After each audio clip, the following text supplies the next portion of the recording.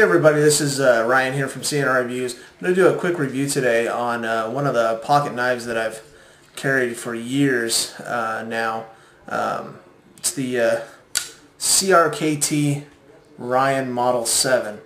Now this one's been Duracoated. We've just played around with some Duracoating here and didn't want to lose the actual CRKT Ryan on there for the model. Well, that's my name, so that's why I bought the knife in the first place. So I didn't want to lose that, so I just taped that off, and looks pretty good actually. Didn't do the inside. There's some there's these little liners on the inside. That's 420J steel. It's a really nice knife. This is a AUS 6M blade here, so it's pretty strong. It's really big. I mean, if you look at it compared to the K-bar here, it's a little bit wider, and it's just a little bit thinner. I don't know if you guys can see that here, but it's really tough. I've had this knife for just about as long as I've had my buck, about 15 years. I was kind of buying all these at the same time, and this thing has held up a long time. It has this little locks mechanism right here, LAWKS. That's how they spell it.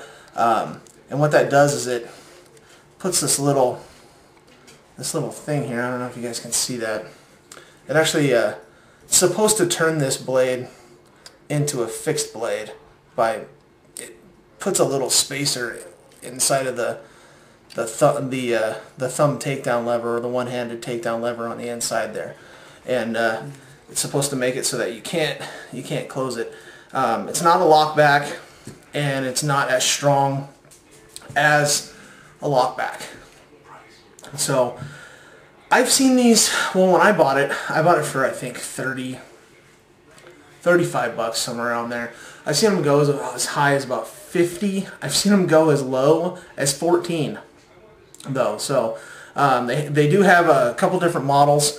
One has a plain edge and one has a combo edge, like this one here. Part saw blade, part plain edge there.